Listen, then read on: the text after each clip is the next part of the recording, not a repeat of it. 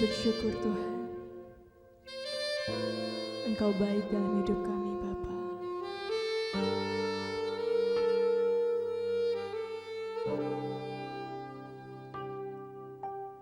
Ku bersyukur padamu Tuhan atas kasih-Mu. Ku bermazmur bagi nama-Mu yang kudus,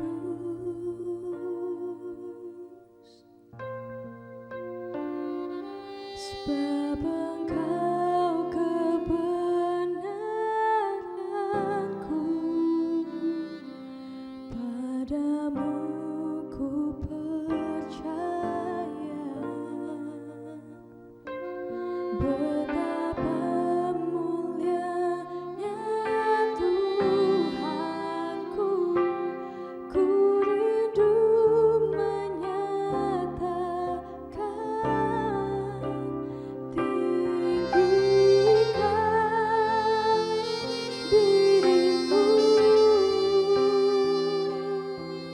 mengatasi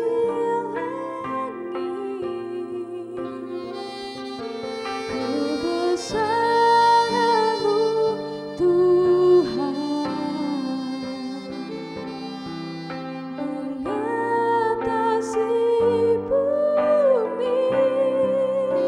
Tinggikan diri-Mu mengatasi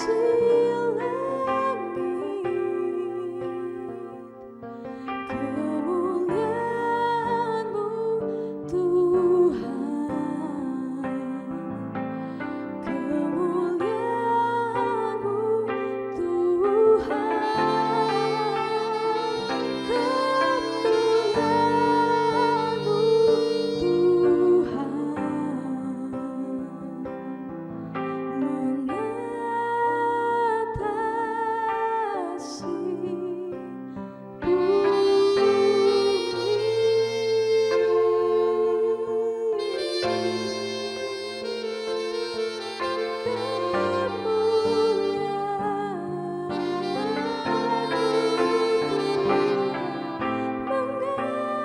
mengatasi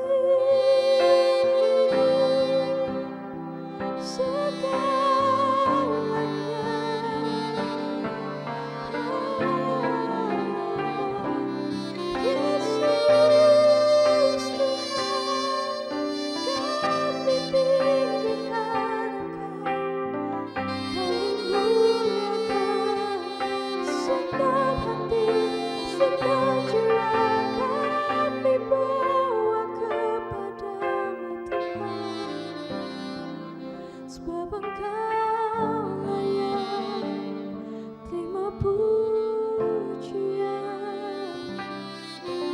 Kami bersyukur.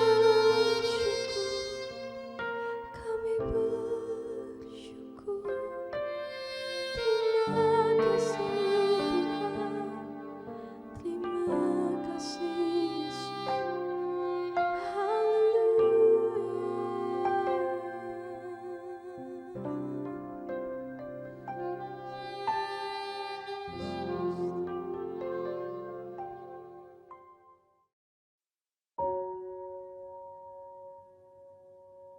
Shalom, puji Tuhan kita bisa memasuki tahun 2022 dalam sermon. Dan sermon hari ini saya beri judul iri hati dan cemburu adalah akar dari kata dan perbuatan yang jahat. Sebagai alat perenungan kita saya ambil dari Markus 2 ayat 1-12. Tetapi sebagai ayat perenungan kita saya ambil dari Markus 2 ayat yang ke-6. Firman Tuhan berkata, tetapi di situ ada juga duduk beberapa ahli Taurat. Mereka berpikir dalam hatinya, mengapa orang ini berkata begitu? Ia menghujat Allah. Siapa yang dapat mengampuni dosa selain daripada Allah sendiri? Kalau kita kita baca dalam perikop dalam Markus 2 ayat 1-12 yang diberi judul Yesus menyembuhkan orang lumpuh. Atas peristiwa kesembuhan si lumpuh yang diceritakan dalam bacaan kita di atas, yang digotong dan diturunkan oleh teman-temannya dari atas bumbungan rumah di hadapan Yesus, itu bukan mendatangkan kekaguman dan rasa syukur dalam diri orang Farisi, melainkan kecemburuan dan iri hati. Oleh karena itu, dari bacaan firman Tuhan di atas kita diingatkan untuk pertama, atas kebaikan, kelebihan dan prestasi serta keberhasilan orang lain, biarlah kita mengakuinya dan kita syukuri. Jadikan pemompa semangat untuk kita berbuat baik dan berjuang menggapai kesuksesan. Firman Tuhan berkata dalam Ayub 5 ayat yang kedua, firman Tuhan berkata, sesungguhnya orang bodoh dibunuh oleh rasa sakit dan orang bebal dimatikan oleh iri hati. Kedua, matikanlah segala bentuk iri hati dan kecemburuan yang ada di dalam hati dan pikiran kita. Karena iri hati dan kecemburuan akan membelenggu hidup kita, membuat kita kehilangan damai sejahtera, bahkan bisa menjadikan sumber sakit penyakit, dan terlebih lagi kita masih terikat dalam dosa. Fakta dalam firman Tuhan dalam Amsal 14 ayat 30, firman Tuhan berkata, hati yang tenang menyegarkan tubuh, tetapi iri hati membusukkan tulang. Orang iri hati akan mengalami kematian rohani, bahkan akan menyebabkan kematian fisik.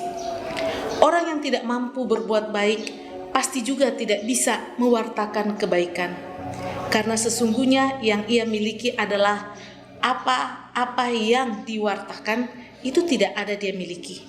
Sebaliknya, yang diberitakan dan dikisahkan hanyalah cerita buruk tentang orang yang baik dan perbuatan baiknya.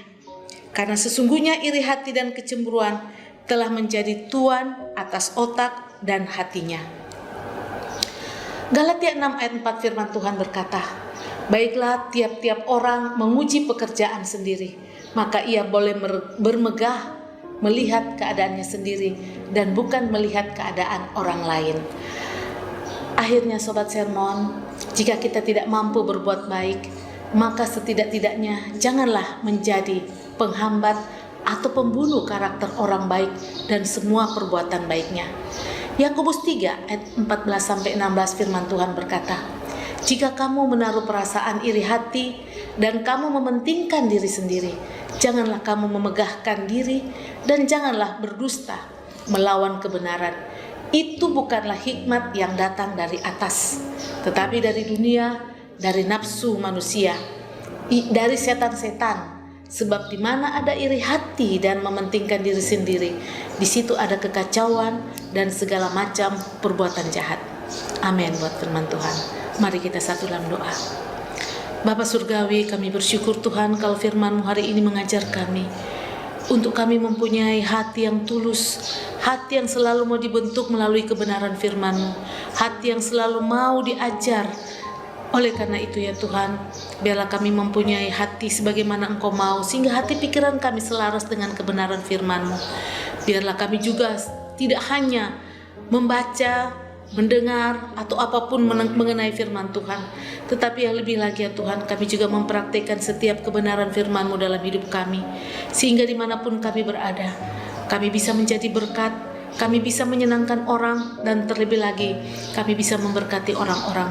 Terima kasih ya Bapa, Kau ajarkan kami mempunyai hati yang tulus. Kami tidak mempunyai iri hati, dengki atau apapun, karena semua adalah akar kejahatan dan mementingkan diri sendiri. Terima kasih Bapa, ampuni kami sebagaimana kami juga sudah mengampuni orang yang bersalah pada kami.